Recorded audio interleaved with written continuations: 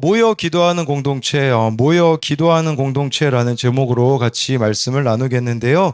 12절에 보면요. 이 베드로가 감옥에 잡혀 있는 동안 초대교회 성도들은요, 여기가 우리가 아는데요. 12절에 이제 마가라는 요한의 어머니, 이제 마리아의 집에 이제 베드로가 나오자마자 가거든요. 근데 그 사람들이 모여서 기도하고 있었다고 합니다. 그래서 여러분 우리가 그 마가다락방이라고 하잖아요. 그 마가다락방이라는 말이 여기 12절에서 나온 거거든요.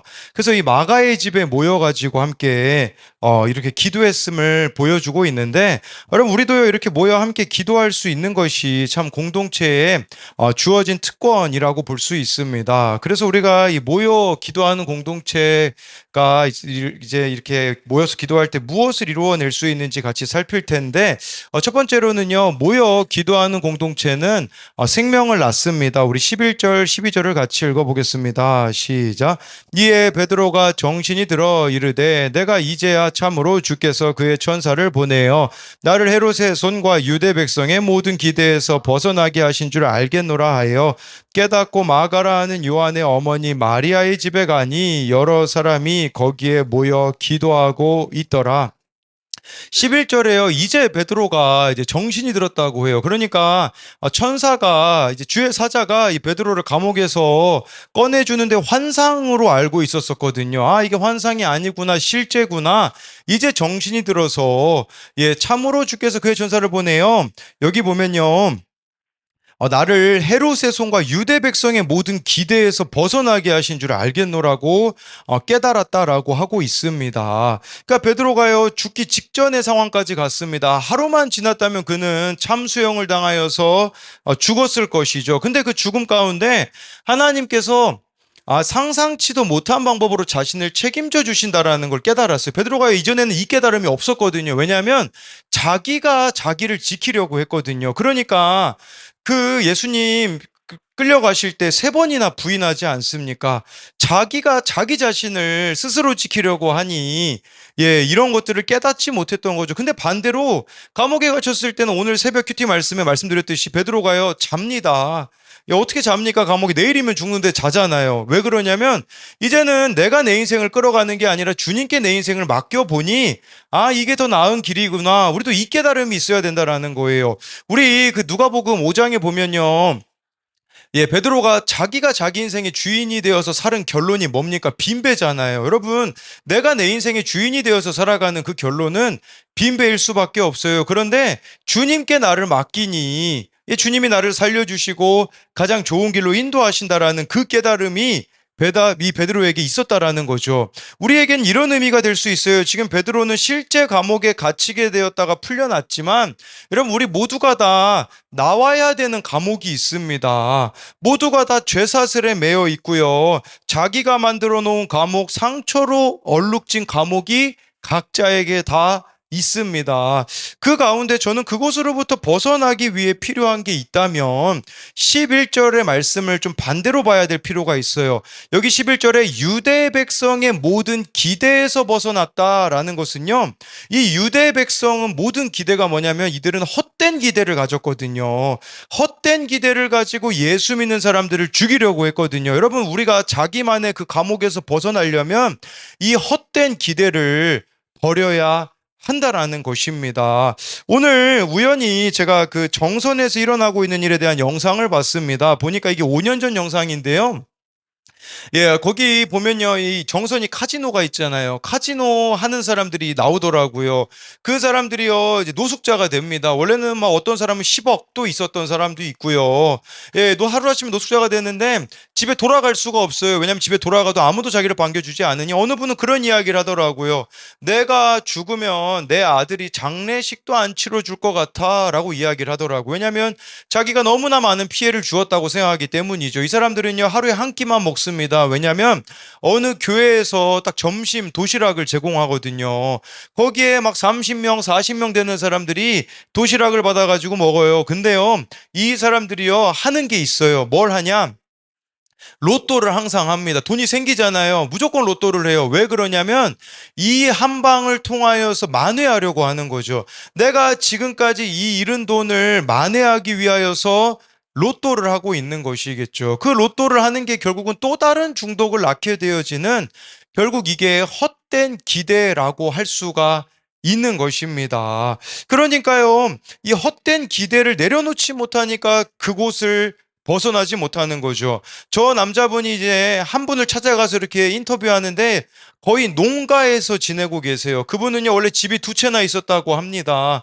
두 채나 있었었는데, 예, 잠깐 쉬러, 몸이 안 좋아져가지고요, 정선에 쉬러 왔다가 카지노에 가게 되어가지고 집 두 채를 다 날리고, 이분의 벽에는 뭐가 적혀 있는가?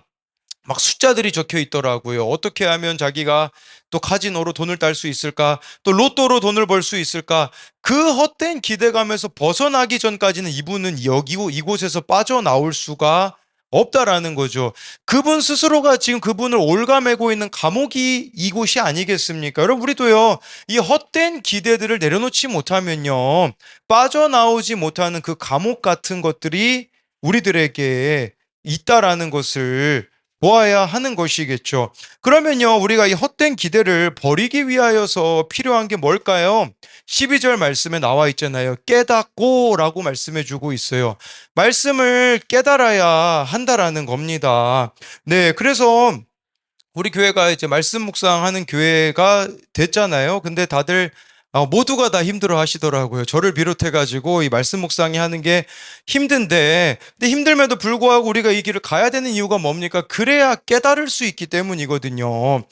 저희 교회에서 그 띵크 양육이 진행되는데, 저에게는 항상 이게 띵크 양육이 1과부터 10과까지 했는데, 제일 저에게는 이해가 안 되었던 과가 2과였습니다. 거기 보면 시간 관리라고 나와 있는데 창세기 28장 10절부터 22절 말씀이 나와 있어요. 거기 보면요, 이 야곱이 형 에서를 피해서 부엘세바에서 하란으로 도망가는 길에 하나님을 만나거든요. 근데 제가요, 물음이 스스로에게 들었던 건 뭐냐면, 그게 왜 시간 관리일까라는 생각을 했거든요. 그런데 제 이제 말씀 양육을 이제 저희 매형하고 하는데, 저희 매형이 숙제를 해오셨는데 그 숙제 내용에 보니까 이게 왜 시간 관리인지를 좀 알게 해주는 것을 제가 발견했거든요.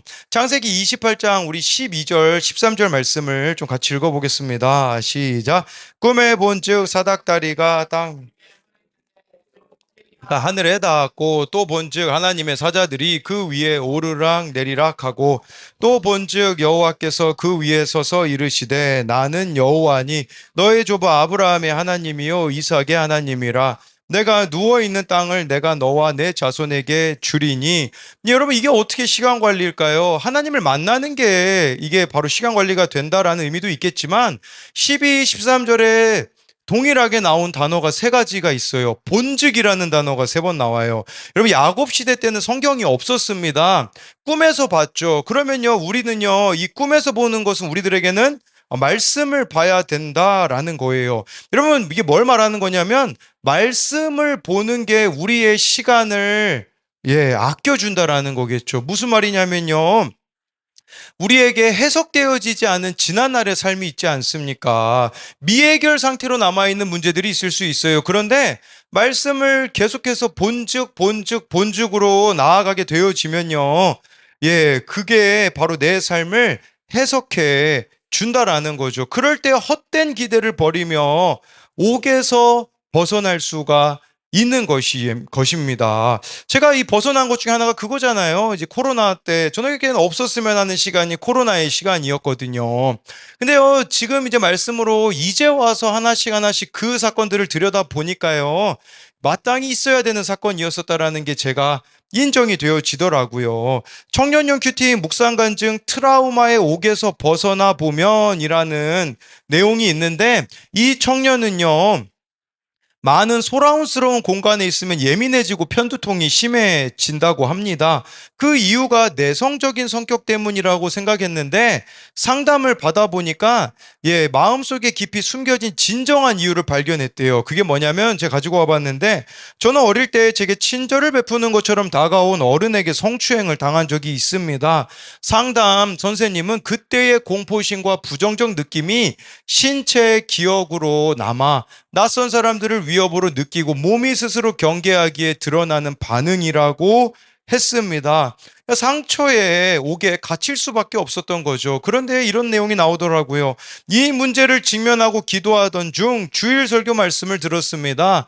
성읍을 둘러싸고 위협하는 적군을 보고 두려워하는 사환에게 엘리사는 두려워하지 말라, 우리와 함께한 자가 그들과 함께한 자보다 많으니라 라고 말합니다. 그리고 하나님은 사환의 눈을 열어 적군보다 많은 하나님의 불말과 불병거를 보게 해주십니다. 다른 누군가의 공격으로부터 나를 지키지 못할까 두려워하는 제게 저를 지키신 하나님의 군대가 더 크고 강하니 안심하라고 말씀해 주시는 것 같았습니다. 깨닫게 되어진 거죠. 그러니까 하나님이 옥문을 열어 베드로를 벗어나게 하셨든 제게도 말씀이 믿어지는 은혜를 허락하셔서 오랜 트라우마의 옥에서 벗어나게 하셨습니다. 이제 낯선 사람들과 한 공간에 있어도 예전처럼 고통스럽지 않습니다. 베드로가 하나님이 옥에서 내보내 주신 일을 공동체에 전하고 곧 자신의 사명의 길을 떠난 것처럼 저도 이 일을 공동체에 전하고 받은 은혜를 나누었습니다. 옛 상처에 옥에 갇혀 고립된 삶을 살 뻔한 저를 건져주신 하나님의 은혜에 감사하며 이제는 부르시는 자리에 순종하며 나아가겠습니다 라고 하더라고요. 네, 여러분 이처럼 정말 이 말씀이 깨달아지니 그 상처의 옥에서 완전히 벗어날 수 있었다라는 거죠. 그리고 이 12절에 깨닫다라는 단어가 있잖아요. 헬라어로 보면요, 합성어입니다. 두 단어가 합쳐졌어요. 무슨 단어가 합쳐졌냐? 함께라는 단어와 보다라는 단어가 합쳐졌어요. 그럼 이 깨닫다라는 말이 뭐냐면 함께 보다라는 뜻이에요. 여러분, 누구와 함께 보라는 뜻입니까? 주님과 함께 보라는 거예요. 여러분, 우리에게 일어난 사건들, 문제들을요, 누구와 함께 보느냐에 따라서 우리가 해석이 달라지거든요. 중요한 것은 주님과 함께 바라보아야 된다라는 겁니다. 그러면 이 깨달음의 내용이 달라질 수밖에 없다라는 것을 볼 수가 있는 것이죠. 그리고 이 12절에 이제 처음으로 소개되는데 베드로가요, 마가라 하는 요한의 어머니, 여기 마리아의 집에 갔습니다. 여기서 이 마리아는 당연히 예수님 어머니 마리아가 아닌 걸 여러분들은 아실 겁니다. 거기에 여러 사람들이 모여서 기도하고 있었습니다. 먼저 그녀는 과부였습니다. 마가의 어머니는요, 자신의 집을 기도의 장소로, 모임의 장소로 기꺼이 쓰도록 했습니다. 여러분 생각해 보세요. 여러분 집에 구역 예배가 매일매일 있다고 생각해 보십시오. 얼마나 힘듭니까? 우리 일주일에 한 번도 힘들잖아요. 네. 근데 매일매일, 이 집은요, 매일매일 구역 예배가 있던 거예요. 우리로 말하면. 매일 사람들이 모였고요. 여러분, 이 집이 언제부터 쓰임 받았는가? 보면요, 예수님이 예루살렘에 가가지고요, 어느 집주인한테 머물 장소를 내달라고 하잖아요. 거기가 이 집이었습니다. 이 마가 다락방이에요. 이 집이요. 마가 다락방이라고 해서 여기는 오순절날 성령 받은 곳이기도 하고요. 그리고 여기 지금 또 사람들이 모여서 기도하고 있는 거죠. 여러분, 여기는요, 뭐 불편하기도 하겠죠. 이 마가의 어머니 마리아가요. 근데 지금 예루살렘은 또 핍박의 시간이거든요. 위험했습니다. 여러분, 그리스도인들 도와주면요, 내가 피해를 보게 되어지는 상황이거든요. 근데 기꺼이 이 마리아는 자신의 집을 내어 주었다라는 것입니다. 여러분, 이 마가라 하는 요한의 어머니 이 마리아는 이 집이 기도의 집이었는데 누구를 위해서 기도를 그렇게 많이 했겠습니까? 이 마가가 외동아들이었다라는 추정이 이게 추정하더라고요. 그러면 당연히 마가를 위해서 기도했겠죠. 근데요, 마가가 온전히 서기까지 얼마나 많은 실수를 하는지 모릅니다. 이 마가는요, 바나바의 사촌 동생이거든요. 그런데 이제 1차 전도 여행을 바나바와 바울과 마가가 같이 가요. 근데 마가가요, 여러분, 마가 다락방 제가 예루살렘에 그 성지순례에 갔을 때 가봤거든요. 좀 큽니다. 제가 보니까 우리 교회 여기 1층 크기만 해요. 마가 다락방이 가보니까. 그런데 거기 뭐 그러니까 돈이 많았다라는 거죠. 이 마가가요, 이 전도 여행 갔다가 힘드니까 도중하차를 하거든요. 도중하차에서 집에 돌아왔을 때 이 어머니 마음에는 무슨 마음이 들었겠습니까? 낙심이 되었겠죠. 그렇지만 제가 생각하기에 이 마리아는요, 여전히 해오던 대로 그 아들을 위해서 기도하였을 것입니다. 그럼 자식 이기는 부모 없다고 하잖아요. 기도하는 어머니 이기는 자식 없습니다. 예, 그래서 이 어머니가요, 마가를 위해서 계속해서 기도해가지고 나중에 마가가 결국 어떻게 됩니까? 베드로가 있잖아요. 마가를 자기 아들이라고까지 말합니다. 그리고 이 마가를요, 바울이 나의 동역자라고 말하며, 여러분들이 복음서에 잘 알고 있는 마가복음 있지 않습니까? 누가 기록했냐면 바로 이 마가가 기록하였다라는 거죠. 근데 이 마가복음에만 나오는 말씀이 있는데 마가복음 14장 51절 52절을 우리 같이 읽어보겠습니다. 시작. 한 청년이 벗은 몸에 예수를 따라가다가 무리에게 잡힘에 배 혼니부를 버리고 벗은 몸으로 도망하니라. 네, 여기 한 청년이요, 예수님 잡히시던 그 순간이거든요. 예, 혼니부를 두르고 있다가요, 예수님이 잡혀가니까 예, 그 혼입을 버리고 벗은 몸으로 도망을 하거든요. 근데 이 벗은 몸으로 도망한 사람을 누구라고 학자들이 추정하냐? 마가라고 합니다. 그럼 마가복음을 마가가 기록했잖아요. 그런데 이런 거 솔직히 우리 뺄 수 있잖아요. 우리 이왕이면 좀 좋은 이야기만 기록할 수 있지 않겠습니까? 그런데 이 수치스러운 자신에 대한 기록을 마가가 왜 기록하였겠습니까? 마가가요, 이후에 예수님을 만나게 되어가지고 깨달은 게 있는 거죠. 그게 뭡니까?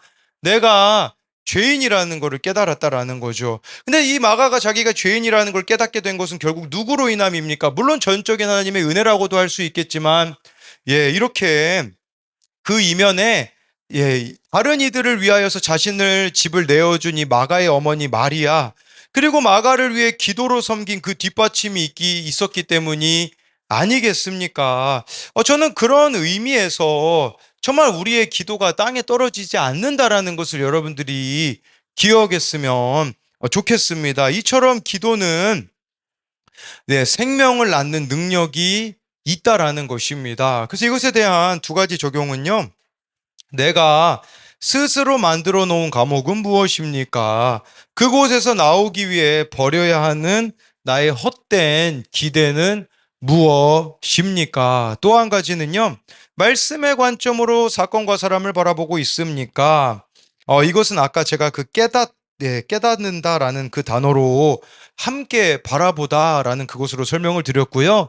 기도로 나아야 하는 생명은 누구입니까? 정말 이 마가의 어머니 마리아가 기도로 마가를 낳은 것처럼 우리 또한 기도로 나아야 되는 생명이 누가 있는가를 생각해 보자라는 겁니다. 두 번째로는요, 모여 기도하는 공동체는 주님만 드러냅니다. 우리 13절부터 15절을 같이 읽어보겠습니다. 시작. 베드로가 대문을 여자아이가 영접하러 나왔다가 베드로의 음성인 줄 알고 기뻐하여 문을 미처 열지 못하고 달려들어가 말하되 베드로가 대문 밖에 섰더라 하니 그들이 말하되 내가 미쳤다 하나 여자아이는 힘써 말하되 참 말이라 하니 그들이 말하되 그러면 그의 천사라 하더라.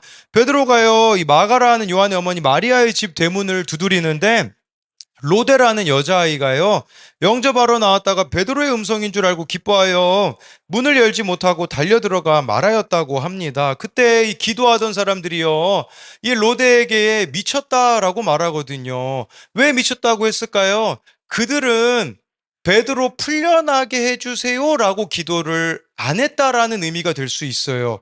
만약에 그걸 위해서 기도했다면 미쳤다라는 반응이 안 나오겠죠. 그러니까 이 기도가 뭐냐면, 여러분, 이 기도가 좀 성숙한 기도라고 볼 수 있어요. 뭐냐면, 우리는 나의 원함만을 하나님께 구할 때가 얼마나 많이 있습니까? 그런데 이들은요, 베드로가 석방되기보다 그곳 가운데 허락된 하나님의 뜻이 이루어지기를, 그가 믿음을 지키도록 그의 구원을 위하여서 기도하였을 거라는 것입니다. 여러분, 하나님의 응답은 구원입니다. 우리가요, 물론 기복적인 기도는 나의 믿음이 연약해서 때로는 응답이 될 수 있어요. 떼쓰는 기도이죠. 여러분, 신앙이 어릴 때는요, 우리가 기복적이고 떼쓰는 기도를 하게 되어지는데, 그럴 때면 저는 이제 좀 어린 시절이 떠오르더라고요. 제가 많이 말씀드렸지만, 예, 떼쓰는 기도가 어떤 거 같으냐. 이제 제가 7살 때, 누나 생일이어가지고 장난감 가게 갔다가 제 선물 안 사준다고 길거리에 누웠던 적이 있거든요. 그래서 어머니가 그때 제 선물까지 사주셨던, 그런 적이 있거든요. 이게 바로 떼쓰는 기도죠.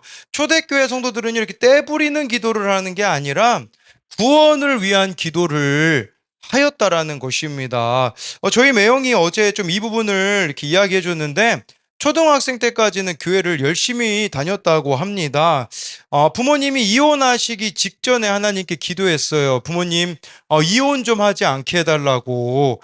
그렇게 열심히 기도했는데 부모님이 이혼을 하게 되었거든요. 그러니까 저희 매형 생각에는 이 기도는 응답되지 못하여서 하나님이 계시지 않는다라는 생각에 하나님을 떠난 시간들이 있었다고 그렇게 이야기를 하더라고요. 그래서 말씀 양육을 하면서 제가 이야기해 줄 수 있었던 것은 그럼에도 불구하고 이후에 또 저희 누나를 만나게 되고 다시 교회에 나오게 되고 그 과정에서 택자로 이제 택한 자로서 먼저 예수님 믿게 되어지지 않았느냐라고 이야기를 하면서 물론 부모님께서 이혼하시지 않았으면 좋았겠지만 그것보다 하나님께서 더 큰 응답인 구원을 이루기를 원하신다고 말해줄 수 있었습니다. 이혼을 막아줬으면 참 좋겠지만 그것보다는 저희 매형을 통하여서 이제는 부모님이 구원으로 인도함을 받을 수 있도록 나아가는 것이 더 큰 하나님의 응답이라고 말해줄 수가 있었습니다. 여러분, 이처럼 구원이 목적이 된 기도를 드릴 때에 하나님은 생각지도 못한 방법으로 역사하신다는 겁니다. 우리 16절, 17절을 계속해서 읽어보겠습니다. 베드로가 문 두드리기를 그치지 아니하니 베드로를 보고 놀라는지라. 베드로가 그들에게 손짓하여 조용하게 하고 주께서 자기를 이끌어 옥에서 나오게 하던 일을 말하고 또 야고보와 형제들에게 이 말을 전하라 하고 떠나 다른 곳으로 가니라. 그들은 베드로에게 집 문을 열어주었습니다. 베드로는 그들에게 손짓하여 조용하게 하였어요. 그리고 주께서 자기를 이끌어 옥에서 나오던 일을 말하였다라고 하는데, 여러분, 베드로가 말하는 것을 보면요, 예수님만 드러내는 것을 볼 수 있습니다. 우리의 삶 또한 예수님만 드러날 수 있다면 얼마나 좋겠습니까? 17절에요. 야고보는 형제들에게 이 말을 전하라고 하는데, 여기서 말하는 야고보는 예수님의 동생 야고보입니다. 왜냐하면 야고보 제자는 순교했다라는 걸 새벽 큐티 때 나눴잖아요. 그래서 이 야고보는 야고보서를 기록한 야고보입니다. 그리고 이 예루살렘 교회 지도자였거든요. 이 사실을 전하라고 하고서는 베드로는 다른 곳으로 갑니다. 여러분, 이때부터 베드로는 등장하지 않아요. 15장에 잠깐 등장합니다. 그 바울을 지지해 주기 위해서 등장하는 것 외에는 사도행전에서 그의 이름이 사라지는 것이죠. 여러분, 우리는요, 인생이 모두가 다 스포트라이트 받고 싶어 하잖아요. 우리 그러다 보니까 젊은 세대들 보면 SNS를 얼마나 열심히 합니까? 내가 스포트라이트를 받고 싶은 거죠. 왜 나의 그런 삶들을 계속해서 올립니까? 내가 드러나고 싶은 거죠. 여러분, 사람이 얼마나 자기를 드러내고 싶은가를 보면요. 제가 이제 그 미용실을 이제 갔거든요. 갔는데 지금 뭐 여러 가지, 근데, 그분이 이제 무슨 얘기를 하시냐면요. 이제 우리 예찬이를 보더니 참 잘생겼다고 이렇게 얘기하시더라고요. 그래서 쟤는 좀 크면 잘생긴 것 같다고 그렇게 얘기를 하더라고요. 그러면서 그 뒤에 뭐라고 하는 줄 아세요? 이렇게 얘기하더라고요. 엄마를 닮았나 봐요. 이제 그러더라고요. 이게 진짜 기분 나쁘더라고요. 아니, 네, 그거 앞에까지 괜찮았어요. 근데 엄마를 닮았네요. 이제 뭐 그렇게 얘기를 한 거죠. 제 아내한테 얘기했더니 아내가 엄청 이렇게 웃더라고요. 봐봐, 예찬이 나 닮았잖아. 근데 우리가 이 닮은 것도 있잖아요. 좋은 거 닮으면 막 내세울 만한 거 닮으면 좋잖아요. 근데 우리 예찬이 저 까불거리고 집중하지 못하는 것도 소리산모 닮았다고 하면 기분이 안 좋죠. 네, 그렇죠. 그러니까 우리는 이 좋은 것만 내세우고 싶어요. 왜냐하면 이 자녀를 통해 내가 드러나고 싶기 때문인 거거든요. 근데 여러분, 자녀가 내 기대와 다르다고 생각해 보세요. 나와 정말 맞지 않는, 나와 정말 다른 모습이라면 참 낙심이 될 수가 있겠죠. 근데요, 베드로는요, 이제부터는 스포트라이트를 받지 않아요. 왜 스포트라이트를 받지 않을까요? 그는 제가 생각하기에 분명히 소외받는 영혼들, 예수님을 모르는 영혼들을 만나러 갔었을 거라고 추정해 볼 수 있어요. 왜냐하면 지금까지 베드로가 어디까지 갔는지 알 수 있잖아요. 이방인 고넬료까지 그가 갔기 때문에 아마 다른 곳으로 갔다라는 것은 편한 곳이 아니라 자기를 부인해야만 갈 수 있는 곳. 예, 정말 주님의 사랑이 아니면 갈 수 없는 그곳으로 가지 않았을까 생각해 보게 되어지는 거죠. 그러니까 다른 사람을 사랑하느라고 자신이 잊혀지는 곳으로 갔다라고 볼 수가 있습니다. 여러분, 사도행전에서 이렇게 사라지는 사람들이 있습니다. 스데반 집사님은 어떻게 사라집니까? 사울 한 사람에게 예수님을 드러내고 순교로 사라지죠. 바나바도요, 2차 전도여행 때 그 뒤로부터는 1차 전도여행까지는 바나바가 사도행전에 나오거든요. 2차 전도여행 때부터 바나바는 사라집니다. 왜 사라졌을까요?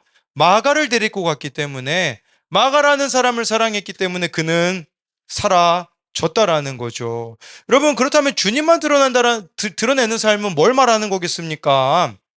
그것은 한 영혼을 섬기고 사랑하기 위해 내가 받는 스포트라이트를 포기하는 겁니다. 그러나 여러분, 하나님 편에서는 한 사람을 진정으로 우리가 사랑하는 것이 하나님 나라의 스포트라이트를 받는 것임을 기억해야 되는 것이겠죠.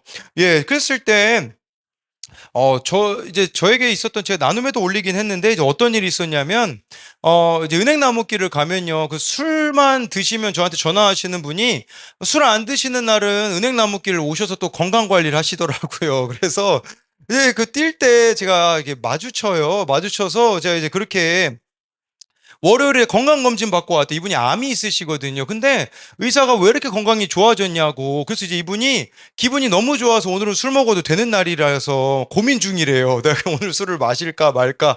그래서 제가 술 마시지 말라고, 그럼 우리 화요일 날 점심을 같이 먹자고 이렇게 이야기를 했거든요.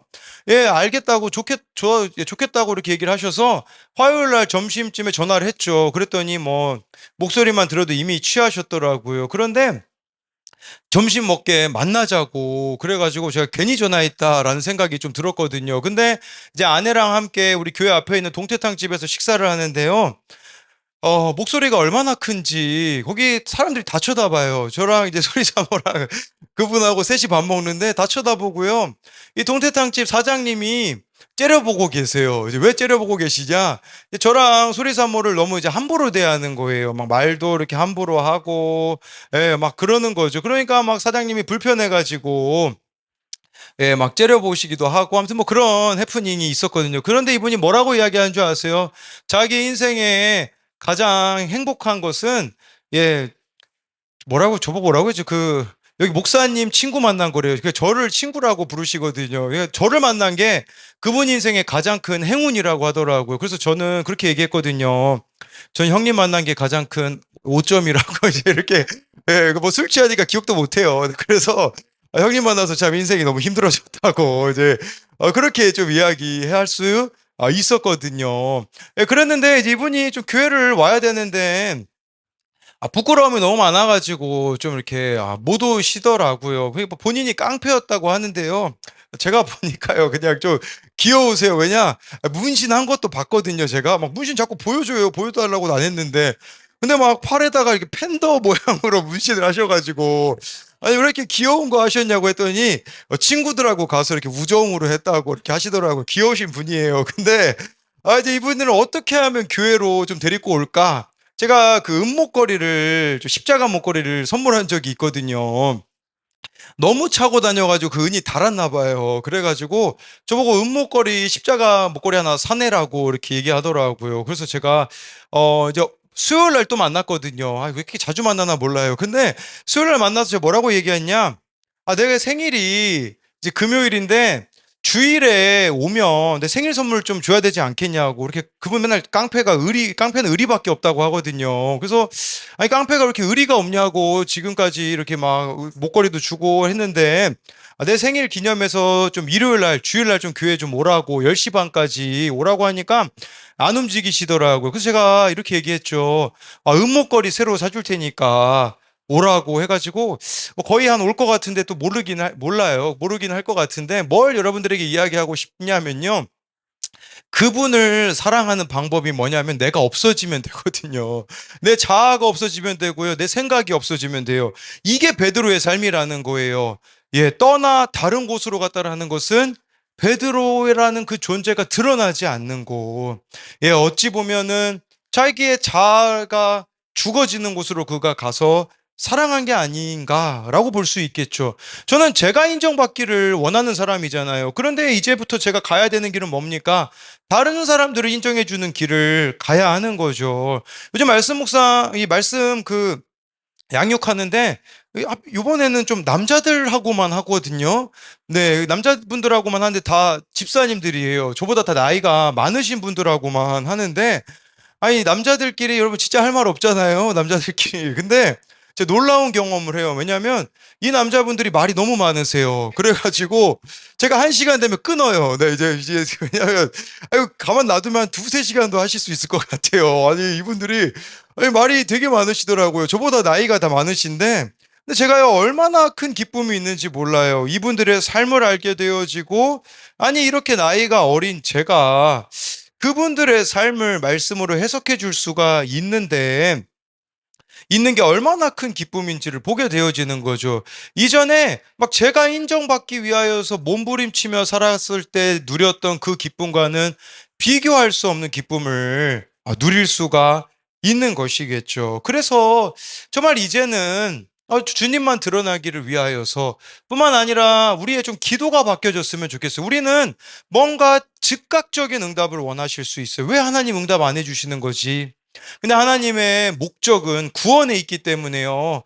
여러분, 우리의 때와 다를 수 있습니다. 우리의 방법과 다를 수가 있어요. 그러나 인내하며 저와 여러분들이 나아갈 때 하나님은 가장 좋은 것을 주시는 분이라는 것을 잊지 않았으면 좋겠어요. 그래서 제가 예전에는 막 산기도 다닐 때 제게 맡겨진 이들이 제발 변화되게 해달라고 제가 그때 쓰는 기도를 했잖아요. 이번 연도까지 우리 김진규 변화시켜주지 않으면 제가 교회를 떠나겠습니다. 막 그런 기도나 산기도 막 가면 우리 애들 이름 부르면 그런 식으로 기도했거든요. 뭐 진규 고개 숙여서 한번 불러봤어요. 네, 근데 이제는요, 산기도를 이제 또 금토일 날 또 가려고 하거든요.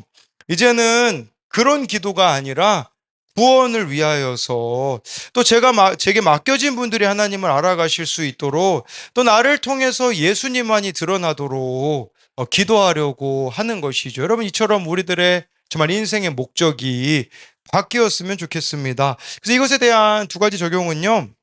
하나님이 나의 기도에 신실하게 응답하실 것을 기대하며 믿음으로 구하고 있습니까? 또 한 가지는요. 하나님이 내게 베푸신 은혜와 구원을 다른 사람들과 나누고 있습니까? 나를 통해서 오직 예수님만 드러내고 있습니까?